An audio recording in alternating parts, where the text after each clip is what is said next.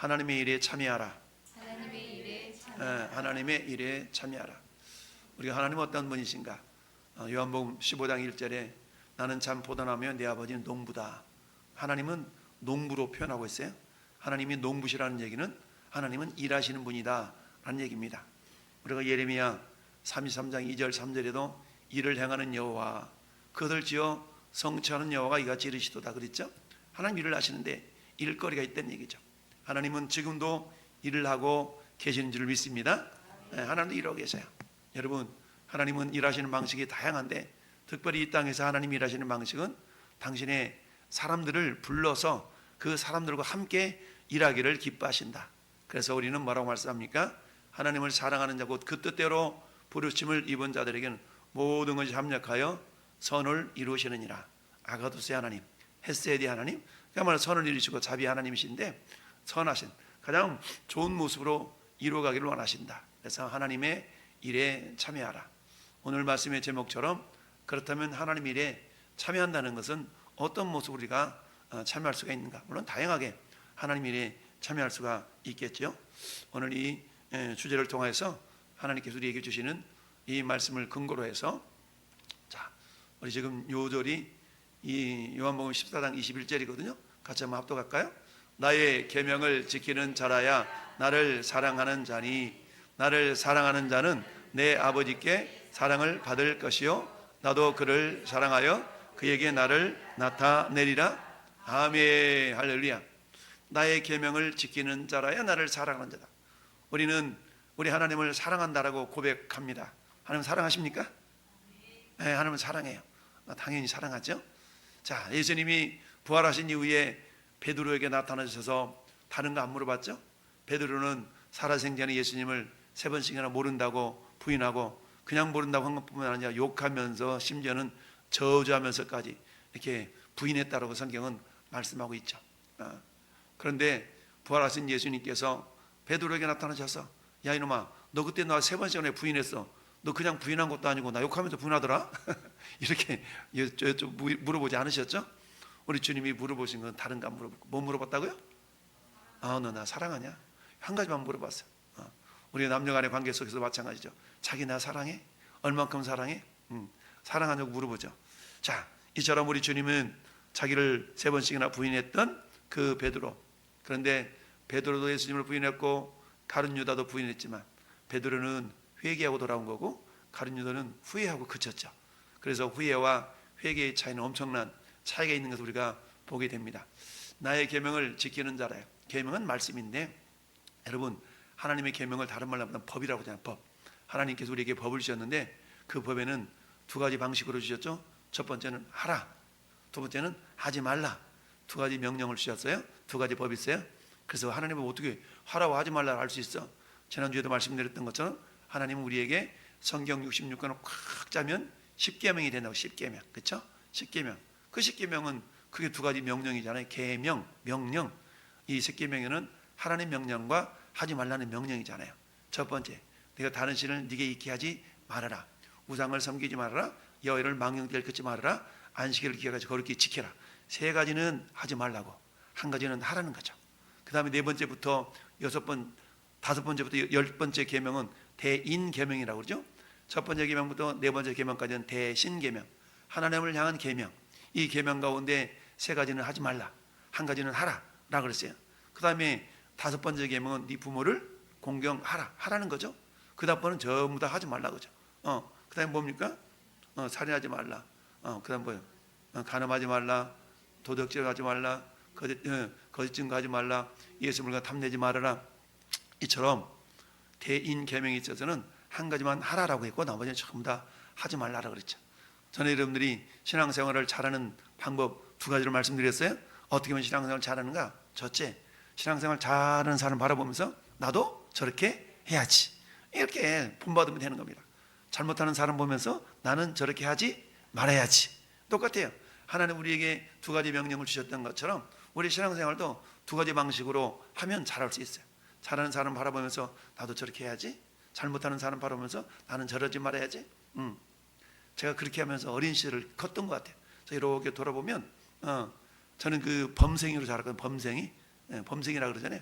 그래서 참 이렇게 보면서 참 그 나쁜 짓 안 하고 세상 말로 대바라지지 않고 이렇게 학창 시절을 보냈던 이유 중에 한 가지가 그거는 이제 내 주변, 특별히 이제 우리 마지 형님, 예전에 한때 잠깐 나왔던 우리 형님 모습을 보면서 저 형님이 고등학교를 4년을 다녔거든요.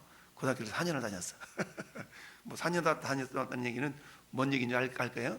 그 정도로까지 이렇게 말씀 피면서 다녔다는데 그 형님이 말씀 피는 모습을 저는 중학교 때부터 지켜봤어요. 중학교 때부터 하도 말씀 펴가지고 학교 지도부실 끌려가고 교무실 끌려고. 근데 이걸 또 무마시키려고 저희 아버지 어머니가 무척이나 학교 첫 번째로 찾아왔던 기억이 지금도 생생해. 예. 근데 그 아들이 어떤 아들이요? 장손이거든, 장손. 이야, 예전에 참 장손, 장자에 대한, 지금도 성경이 뭐 장자에 대한 그런 놀라운 축복에 대한 얘기를 하고 있지만 그렇잖아요. 시골에 아무리 자식 많아도 장손 아니면 안 돼. 그 정도까지 그 장손이 그렇게 살았는데 제가 볼 때는 왜 형이 저렇지? 이런 어떤, 그러면서 나는 저러지 말아야지, 이런 모습이 굉장히 이렇게 각인이 되었던 것 같아요. 그러다 보니까 한마디로 말하면 남들이 다 하는, 우리 대학교 다닐 때 심지어는 저는 게임 한 번 안 해봤어요. 게임도 안 해봤고요. 당구장 가라 그러면 물론 돈도 없었지만 당구 한 번 안 쳐봤어요. 그 정도까지 남들이 좀 뭐라 그럴까? 지금이야 당구 게임이고 막 이렇게 스포츠지만 예전에는 당구 치려고 그러면 우리 학창 시절에 당구 300 치려면 300만 원 갖다 내야, 300만 원 쏟아 부어야 300 친다는 그런 말이 있었거든요.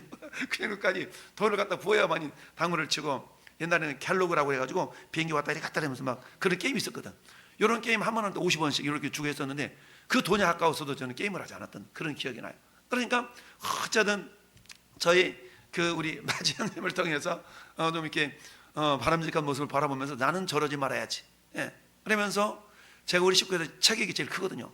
체격이 제일 크다 보니까 초등학교 때도 힘든 일을 제가 다 했던 것 같아요. 기억이 그래. 지게질로부터 막 해가지고 다 했던 기억이 지금도 생생해. 그러면서 어때요? 나는 우리 어머니 아버지한테 속 썩이지 말아야지. 이런 어떤 그런 효자로 이렇게 나름 이렇게 자라왔던 것 같아요. 그러면서 이제 신앙생활을 하면서도 마찬가지죠. 그런 모습으로. 물론 뭐 객긴 도끼니라고 하나님 보실 때는 저 위에서 바라보면 그 히말라야 산이나 요 덕동산이나 다 땅바닥에 붙어 있어가지고 그게 그거지만 제 나름대로는 그렇게 살아왔던 것 같아요. 그러니까 나의 계명을 지키는 자를 나를 사랑하는 자니. 부모님을 사랑하는 게 뭐예요? 부모님께 효도하고 부모님 말씀에 순종하고, 이게 부모님을 사랑하는 한 방법 아니겠어요? 그런 것처럼 우리가 하나님을 사랑한다고 했을 때 하나님 사랑해? 우리 당연히 사랑하지. 그럼 사랑하는 게 뭔데?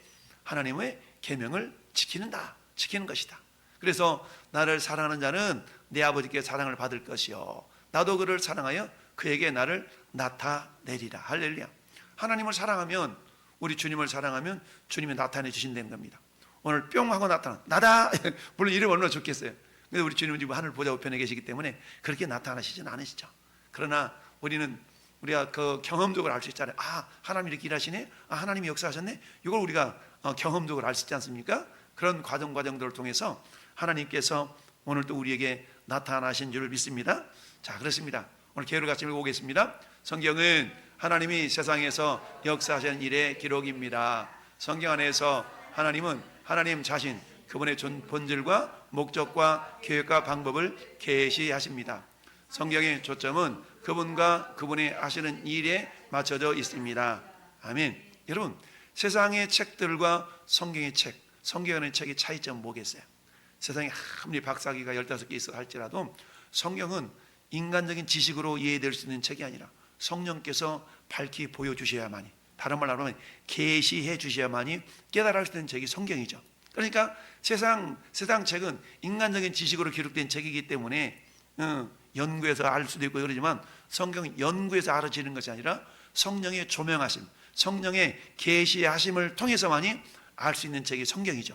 그러니까 우리가 성경 무턱대고 읽어 제낀다고 되는 게 아니고 우리는 항상 기도하면서 읽어야 돼요. 할렐루야. 네. 그래서 기도하는 가운데 성령의 조명을, 우리 요즘 열심히 성령 기도를 잘 하시는데 우리가 빠뜨려서는 안 되는 것이 성경 읽는데 기도하면서 읽어야 된다. 할렐루야. 그래서 기도하는 가운데 성경을 읽어야만이 그 가운데 성령이 역사해져서 여러분들이 깨달아진다. 왜 그러잖아요. 똑같은 말씀이지만 어느 날 갑자기 새롭게 느껴질 경우가 있잖아요. 성령이 조명하시니까 그렇지 않습니까? 그래서 성경의 초점은 그분과 그분의 하시는 일에 맞춰져 있다는 얘기죠. 보통 우리가 성경은 요한복음 5장 39절 말씀처럼 예수님에 대한 이야기라고 하잖아요. 예수님에 대한 이야기. 그래서 구약 성경은 오실 메시아, 예수님이 이렇게 오실 것이다. 신약 성경은 이렇게 오셨다, 그리고 다시 오실 것이다. 그러니까 예수님에 대한 이야기. 그러니까 예수님이 하나님이시니까 결국 하나님이 하시는 일에 초점이 맞춰졌다. 그 예수님 뭡니까? 저 창세기에 아담과 하와에게 사단이 찾아와서 범죄하게 했고 그 죄 문제를 주님이 해결하시기 위해서 이 땅에 예수님이 인간의 모습으로 오신 거 아니겠습니까? 그러니까 하시는 일은 뭡니까? 결국 구원의 일이죠. 구원의 일에 대해서 주님이 이 땅에 오셔서 일을 하셨다. 그런데 이제 이미 구원의 역사는 요한복음 19장 30절에 있는 것처럼 이미 다 이뤘다. 테텔레스타이 이를 외치시며 우리 주님이 목숨을 거두셨죠. 자, 하나님은 사람을 통해서 일하십니다. 하나님은 사람을 통해 일하시는데요. 같이 읽어보겠습니다. 성경은 하나님이 항상 세상과 관련되어 계심을 계시하십니다. 하나님은 세상을 떠나시거나 역사 속에서 일어나는 일로부터 멀으신 적이 없습니다. 성경을 볼 때 우리는 하나님의 세상에서 구속의 역사를 읽을 수 있습니다. 우리는 하나님의 역사를 주도하시고 그분이 선택하신 사람들을 역사에 참여시키는 것을 봅니다. 하나님은 그분의 목적을 성취하시기 위해서 그 사람들을 통하여 일하기를 선택하셨습니다. 아멘. 오늘도 마찬가지. 오늘날에도 하나님은 전능하신 하나님이잖아요. 전지하신 하나님이잖아요. 우리 인간들이 도움이 절대로 필요 없는 존재예요. 하나님은 전지전능하시기 때문에 말씀 한마디로 천지를 창조하셨던 하나님이 뭐가 부족해서 우리에게 야 하나님을 좀 같이 하자 이러시겠어요. 그렇지만 하나님이 그런 방법을 선택하셨고 그런 방법을 기뻐하시기 때문에 그렇게 하신다는 얘기죠. 그리고 어때요? 그 일에 동참하며 참여하는 성도들에게는 야 내가 주님이 이렇게 함께하고 있구나라는 기쁨과 감격과 감동을 느끼도록 하시기 위해서 우리 인간에게 이렇게 같이 좀 해볼래? 라고 초청하신다라는 얘기죠. 여러분 창세기 6장에는 노아의 방주에 대한 이야기가 나왔어요. 여러분 창세기 6장에 보니까 정말 세상 사람들이 죄악에 관영해가지고 하나님이 노아를 불러가지고 어떻습니까? 야 노아야 너 방주 좀 지어라. 이 세상이 너무 죄악에 관영해서 내가 싹 쓸어버려야 되겠다 라고 심판을 예고하시면서 노아에게 하나님이 말씀하신 것이 뭐예요? 방주를 만들어라 라는 얘기했죠. 자, 그때 온 땅이 하나님 앞에 부패하며 포악함이 땅에 가득한지라. 하나님 보셨더니 땅이 부패하였으니 이는 땅에 혈육이 있는 모든 자의 행위가 부패하였음이라. 13절 읽어봅시다. 하나님이 노아에게 이르시되 모든 혈육이 있는 자의 포악함이 땅에 가득함으로 그 끝날이 내 앞에 이르렀으니 내가 그들을 땅과 함께 멸하리라. 아멘. 땅과 함께 멸하리라. 하나님께 누구를 불렀어요? 노아를 부르셨어요. 그러니까 저 시대에 수많은 사람이 있었겠죠? 수많은 사람이 있었지만 하나님은 그 가운데 노아라는 사람을 부르셨다는 사실. 노아라는 사람을 부르셔서 하나님께서는 야 내가 땅과 함께 멸한다. 너는 가가지고 방주 지어라 라고 하나님께서 말씀하시죠. 저 앞절에 보면 어때요? 하나님께서 노아를 선택하시게 된 그 배경을 말씀하시는데 하나님께서는 노아가 당세 의인이요 완전한 자였다 라고 말씀합니다. 정말 죄악에 관영한 그 시대에도 노아는 그랬던 것 같아요. 나는 저러지 말아야지. 나는 그러지 말아야지. 제가 마치 우리 어떤 형님을 바라보면서 나는 저러지 말아야지 그런 마음을 품었던 것처럼 노아도 그런 마음을 품었던 것 같아요. 그래서 하나님께서 그 노아를 선택을 해서 방주를 짓도록 하셨다라는 얘기죠. 그러니까 그 시대에 노아만 있었겠어요? 수만 명, 수십만 명, 수백만 명, 수천만 명, 아니 수억 명의 사람이 있었던 그 시대였을 텐데, 그런데 그들 가운데 오직 노아 8식구만이 구원을 받았다는 사실입니다. 뿐만 아니라 12장에는 누구에 대한 이야기예요? 아브라함에 대한 이야기죠. 그 시대에 하나님께서는 한 민족을 만들어 가시기 위해서 종자, 씨앗을 선택하셨는데 그 씨앗이 아브라함이죠. 창세기 12장 1절에 합독합니다. 여호와께서 아브라함에게 이르시되 너는 너의 고향과 친척과 아버지의 집을 떠나 보여줄 땅으로 가라. 왜 하나님 떠나가라 그랬을까요? 이것은 하나님만을 의지하라는 거거든요. 하나님만을 의지하라. 그러니까 어떤 세상적으로 딴 주머니 사지 말고 하나님 주신 것으로 만족하고 하나님만 의지해, 이런 의미죠. 그러니까 고향 가면 의지할 사람들 많잖아요. 친한 사람들, 친구들도 있고, 친척 마찬가지. 아버지 집 떠나라는 얘기죠. 온전히 하나님만을 신뢰하고 나가라는 얘기죠. 왜? 2절 시작. 내가 너로 귀한 민족을 이루고 내게 복을 주어 내 이름을 창대하게 하리니 너는 복이 될지라. 아멘. 할렐루야. 여러분, 사람들은 아브라함 한 사람을 봤지만 하나님은 아브라함 속에서 뭘 보셨어요? 큰 민족을 보셨어요. 마찬가지죠. 우리 지난주일 말씀 생각납니까? 하나님, 우리 인간들은 뭘 봐요? 밀 개수는 세알릴 수 있지만 밀 씨앗 속에 숨겨져 있는 수많은 가능성은 인간은 볼 수 없어요. 그러나 하나님은 밀 한 알의 밀알 속에 숨겨져 있는 가능성, 잠재력을 주님은 보시잖아요. 마찬가지, 여러분, 저나 여러분들이 나는 싫어요, 죽기 싫어요, 껍질 벗겨지기 싫어요 라고 우리 한 사람 나만 주장하고 있다면 나는 나로 그냥 존재하는 거예요. 그러나 우리가 정말 껍질이 이기적인 욕망, 주님을 대적했던 이론, 사상 이런 것을 철저하게 내려놓을 때 하나님은 그런 나를 통하여 놀라운 하나님의 역사를 이루어 가실 줄을 믿습니다. 그렇습니다. 이처럼 하나님은 아브라함이라는 사람을, 그 시대에 아브라함을 불러서, 수많은 사람이 있었겠지만 하나님은 아브라함이라는 사람을 불러서 많은 민족의 조상으로 삼으셨다는 사실 뿐만 아니라, 여러분, 이스라엘 백성들이 이집트 땅에서 400여 년 동안 종살이할 때 그들의 부르짖음을 들으셨어요. 자, 보니까 7절 같이 읽어볼까요? 여호와께서 이르시되 내가 애굽에 있는 내 백성의 고통을 분명히 뭐하고? 보고 그들의 건덕자로 말미암아 부르짖음을 듣고 그 근심을 알고 내가 내려가서 그들을 애굽인의 손에서 건져내고 그들을 그 땅에서 인도하여 아름답고 광대한 땅, 젖먹거리는 땅, 곧 가나안 족속, 헷 족속, 아모리 족속, 브리스 족속, 히 족속, 여부스 족속 지방에 데려가려 하노라. 참, 그걸 이르려 그러거든. 그러니까 그 다음에 뭐라고요? 이제 모세야, 네가 좀 그 일을 좀 해줬으면 좋겠다, 이런 거 아니겠어요? 네가 가서 그러려고 그러니까 네가 가서 이제 그 일을 좀 해줬으면 좋겠다라고 주님이 모세를 부르셨다는 사실입니다.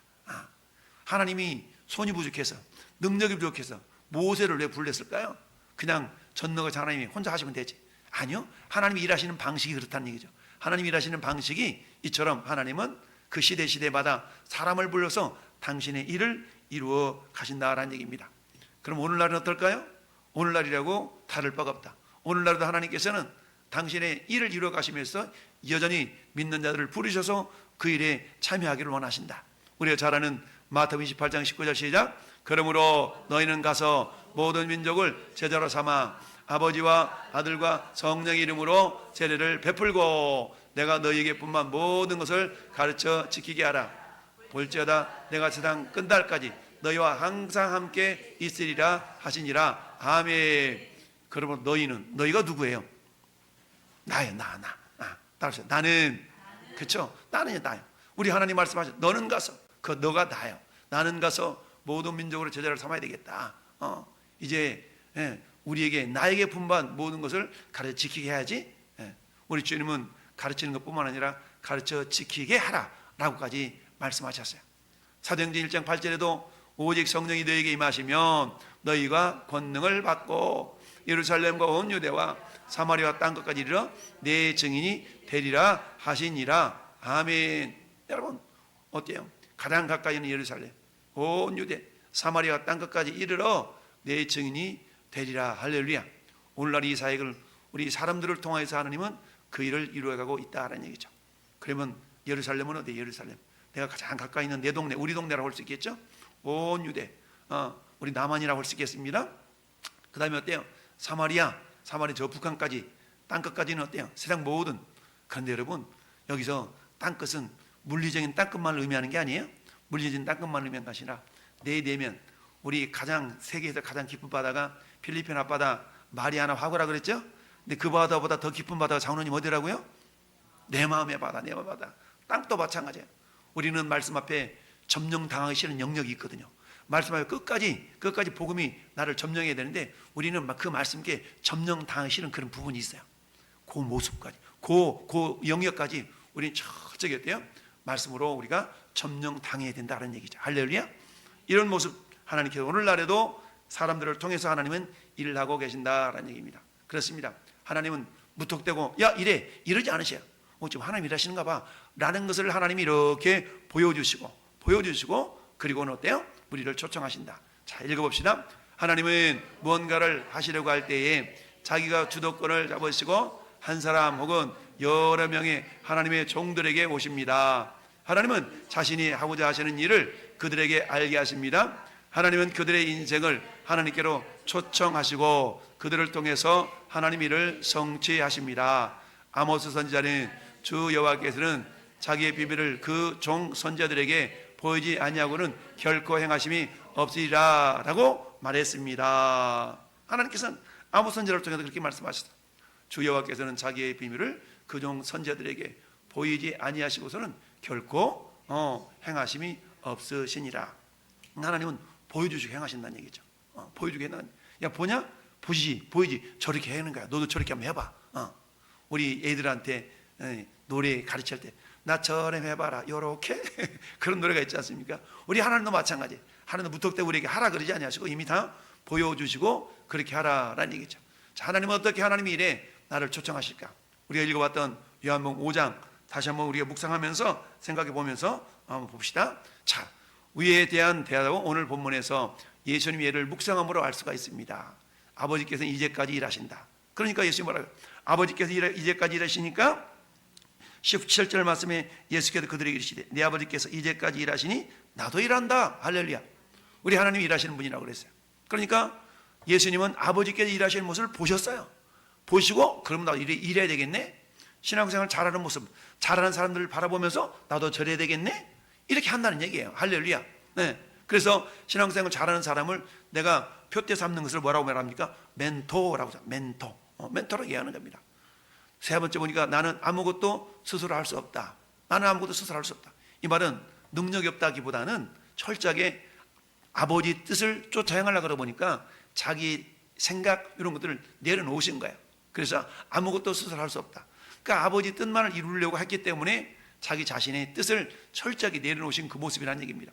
마찬가지 네 번째, 나는 아버지가 하신 일을 주시하여 본다. 주시하여 본다는 얘기입니다.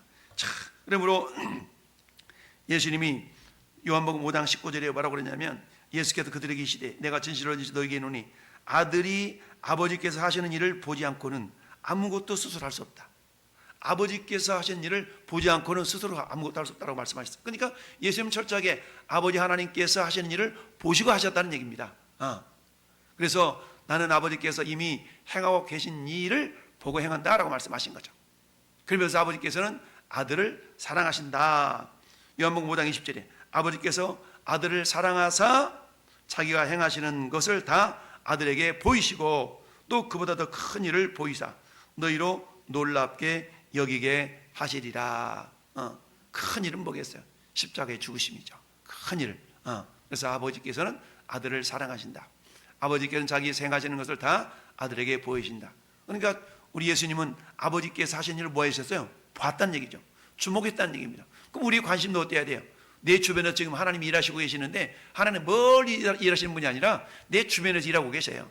그럼 내 주변에서 주님이 어떻게 일하고 계시나를 우리는 주의 깊게 살펴볼 수 있어야 된다는 얘기죠. 자, 하나님을 우리가 경험한다라고 표현하는데 여러분 하나님을 경험한다, 또 하나님 만났다 뭐 이렇게 다양하게 표현하지 않습니까?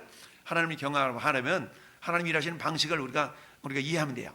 하나님이 우리가 살고 있는 이 세상에서 태초부터 활동하고 계셨으며 지금 이 순간에도 일을 하고 계신다는 것을 기억해야 합니다. 예수님은 그의 생애를 통해 이것을 나타내셨습니다. 예수님은 자신의 뜻을 행하려고 이 세상에 오신 것이 아니라 자기를 보내신 아버지의 뜻을 행하려고 오셨다라고 밝히셨습니다. 예수님은 아버지의 뜻을 알기 위해서는 어떻게 했다? 아버지께서 자기 주위에서 하시는 일을 보고 주시하여 보고 그 일에 참여하셨다라고 말씀하셨습니다. 아멘. 그렇잖아요.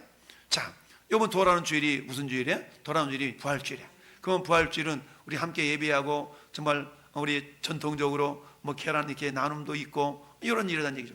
그러면 어때요? 그래? 그러면 그 부활주일에 그럼 내가 어떻게 주님의 일 한번 동참해 볼까? 뭐 지난번에 얘기했던 우리 김병기 집사님 같은 경우는 밤새도록 이 뿅아리 새끼 닭 새끼 병아리 이게 떠가지고 막 이렇게 저기다가 계란만 쏙 넣으면 작품이 되도록 이렇게 하셨다는 얘기입니다. 그럼 나는 뭐 할까? 나는 이번에 계란을 좀 한번 섬겨봐야 되겠다. 계란을 또 심으신 분도 계시고 그래 나는 이번에 떡을 좀 해볼까? 이렇게 해서 여러분 다양한 모습으로 어떤 분은 화분을 이렇게 갖다 놓으시고 이게 뭐예요? 전부 다 주시하여 보다가 예전에 이렇게 했지 주시하여 보고 이렇게 참여하시는 거예요. 할렐루야. 이러는 가운데 뭐 하는 겁니까? 하나님을 경험하는 거죠. 할렐루야. 그래서 저 말씀도 보니까 예수님이 어떻게 하셨는가를 보면 돼요. 예수께서 요한복음 4장 34절에 시작. 예수께서 이르시되 나의 양식은 나를 보내시는 이의 뜻을 향하며 그의 일을 온전히 이루는 것이니라. 아멘. 예수님의 양식.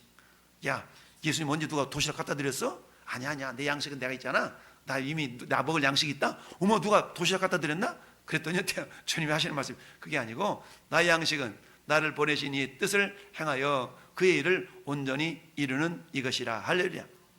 그러니까 우리도 주님이 가르치는 기도문에 오늘날 우리에게 일용할 양식을 주셨고 그런 기도 요건 있잖아요. 이건 우리 때거리를 구하라는 얘기가 아니에요. 여러분 마태복음 6장에 보면 주기도문이 나오는데 이 주기도문에 있어서 어때요? 먹고 마시는 이거는 이방인들이 구하는 거라고 했잖아요. 너희는 먼저 그의 나라 그의 의를 구하라. 이방인들이 구하는 건 하나님께 다 구해야 될 거 다 너희 있어야 될 거 알아. 그는 구하지 않아도 이미 주님이 우리가 움직이면 다 먹도록 되어 있는 겁니다. 그러니까 주기도문에 다니는 오늘날 우리에게 일용할 양식을 주셨고 그 양식을 구한다는 얘기는 물론 우리의 필요를 구한다는 그런 의미도 있겠지만 한 걸음 더 나아간다면 뭐예요? 오늘 저 요한복음 4장 34절 말씀에 관한다면 뭘 구하라는 거예요? 아버지 일 구하라는 거예요. 일거리를 구하라는 겁니다. 주님, 내가 어떻게 하면 주님의 일을 할 수 있습니까? 내가 어떻게 하면 주님의 일을 할 수 있습니까? 예수님도 아버지 일을 보시고 주님의 일을 동참했다고 그러는데 주님 내 눈에 뜨게 해주세요. 내가 주님의 일을 행할 수 있도록 주님 나에게 지혜를 주세요. 이걸 구하라는 거예요. 요한복음 5장 30절 시작. 내가 아무것도 스스로 할 수 없노라. 듣는 대로 심판하노니 나의 뜻대로 하려 하지 않고 나를 보내시니 뜻대로 하려 함으로 내 심판은 의로우니라. 아멘. 저기 예수님도 마찬가지.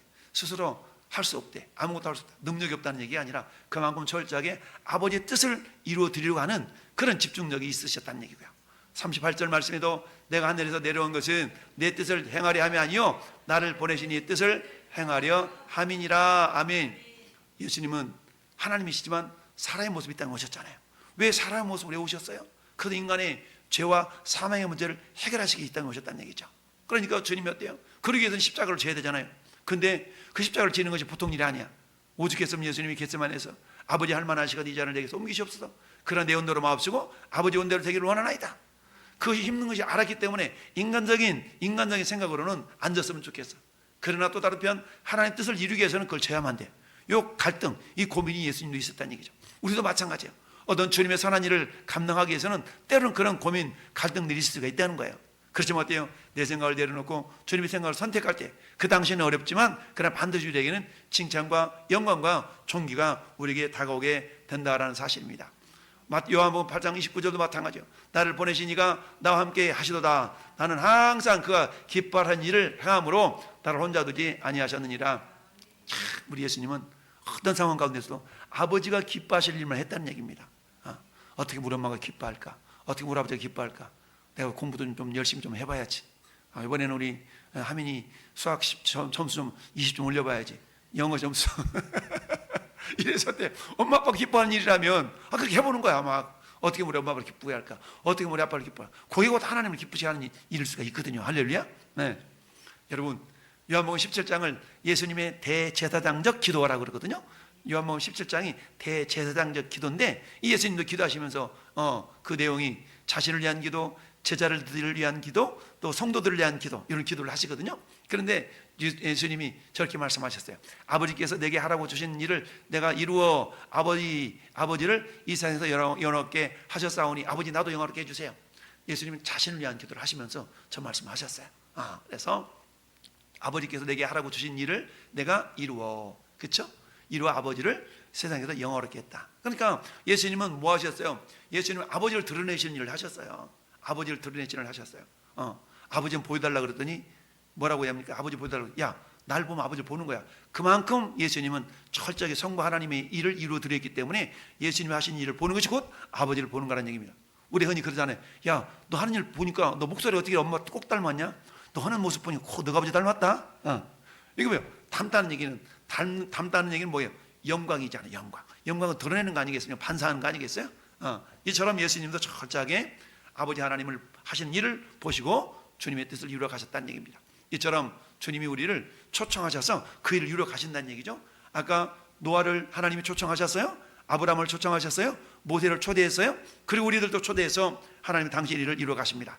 그렇다면 다시 한번 볼까요? 시작. 하나님은 우리를 사랑하시기 때문에 우리가 그분의 일에 참여하시길 원하십니다.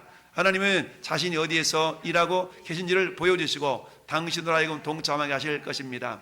예수님 아버지가 하고 계시는 일이 무엇인지를 보고 행하셨습니다. 아버지께도 우리의 주위에서 활동하시는 것은 하나님께로 우리 인생을 조정하시고 그분이 하시는 이 일에 참여하는 하나님의 초청입니다. 아멘. 그렇죠? 하나님 하나님 뭘 하길 원하셔? 하나님의 뜻은 다양합니다. 궁극적인 뜻은 뭡니까? 인류 구원 아니겠어요?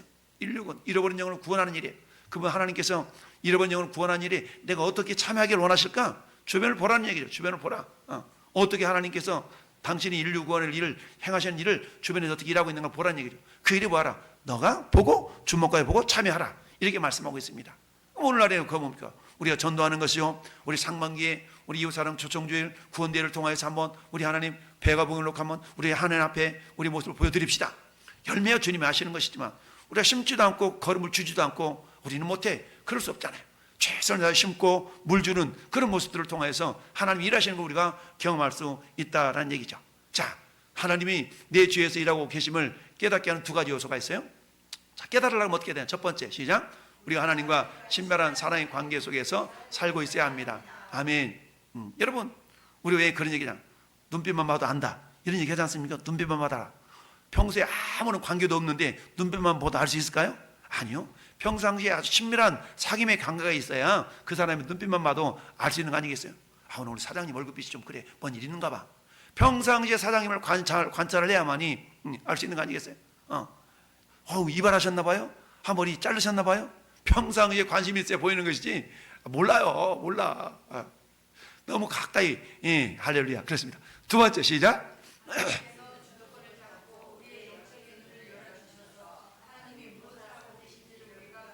예, 그렇죠. 하나님이 계시해 주셔야 돼. 계시. 보여주지 않으면 못해요. 여러분, 열왕기하 6장에는 아랍 나라가 북쪽 이스라엘을 쳐들어왔어요. 예루살렘, 사마리아 성을 다 에워쌌네. 에워쌌더니 엘리사는 아주 이렇게 여유를 부리고 있는데 엘리사의 종 게하시가 막 팡망거리는 거야. 큰일 났어요. 선생님 왜 그래? 보세요. 적들이 저렇게 많이 에워쌌잖아요. 그랬더니 어때요? 엘리사는 이미 하나님께서 이 사마리아 성읍에 불말과 불병거로 확 둘러싼 걸 봤지만 게하시는 못 봤어요. 그러니까 엘리사가 기도하잖아요. 하나님 눈을 열어 보게 하옵소서. 그랬더니 게하시 눈에 보였던 거예요. 할렐루야. 마찬가지로 하나님께서 보여주시니까 엘리사는 그걸 보니까 담대하게 있었지만 게하시 눈은 가려져서 보지 못하니까 두려워했다는 얘기입니다. 오늘날도 마찬가지. 하나님께서는 우리에게 영적인 눈을 열어주셔야 돼. 할렐루야. 영적인 눈을 열어주셔야 하나님이 이렇게 일하고 계신구나 라는 것을 경험할 수 있기를 바랍니다. 여러분, 누가복음 19장은 예수님이 예루살렘 성으로 들어오시는 그런 내용을 보고 있어요. 그러면 예수님이 예루살렘 성을 보면서 우시는 모습이 나오거든요. 그러면서 주님이 이렇게 말씀하셨어요. 자, 42절만 읽어봅시다. 시작. 이르시되 나도 오늘 평화에 관한 일을 알았더라면 좋을 뻔했거냐. 지금 내 눈에 숨겨졌도다. 아멘. 여러분, 유대인들이 오면서 예수님을 어찌 저런 일이 있냐고 그러면서 막 그러니까 왜 저 사람들이 저렇게 찬양하고 그러냐고 막 그러니까 가만히 있으면 하나님 돌들로도 찬양할 수 있는 능력이 있으신 분이야. 이렇게 쭉 말씀하시면서 책망하라고 했더니 그렇게 얘기하시는 거예요. 그러면서 너희들도 42절에 평화에 관한 일을 알았더라면 좋을 뻔하였거니와 지금 네 눈에 숨겨졌구나. 예수님을 알고 있지만 그 사람들은 몰라요. 바리새인들은 몰라. 그러니까 주님이 바리새인들이 눈에도 보였으면 좋을 뻔했구나 라고 말씀하신다는 얘기입니다. 오늘날도 마찬가지로 주님은 저 여러분들에게 그 주님의 일을 이렇게 보여주심으로 그 일이 이루어질 수 있기를 원하신다. 그 일에 하나님께서 우리를 초청하신다는 얘기입니다. 결론을 한번 보십시다. 시작. 하나님은 우리에게 멀리 가서 그분을 위해 일을 하라고 부탁하지 않으셨습니다. 하나님은 버려진 세상을 그분에게로 이끄시려고 이미 일하고 계셨고 그것을 우리에게 알려주셨습니다. 우리가 하나님과의 사랑의 관계 안에서 우리 인생을 그분께로 조정할 때에 하나님은 자신이 어디서 일하고 계신지를 보여주십니다. 그 계시가 바로 그분의 일에 동참하라는 초청인 것입니다. 그리고 우리가 그분의 일에 동참할 때 하나님 우리를 통해 당신의 일을 완성시키십니다. 아멘. 할렐루야. 그렇죠. 하나님은 전능하신 분이기 때문에 우리 인간의 도움이 필요 없어요. 그럼에도 불구하고 굳이 하나님은 우리 인간을 통하여서 합력을 일하신다고 그러잖아요. 합력. 하나님은 합력을 일하시는 분이에요. 그래서 우리의 손길을 이렇게 보시면서 하나님 당신 스스로가 기뻐하심을 누리신다라는 걸 기억하면서 하나님 나도 그 주님의 선한 사역에 동참하기를 원합니다.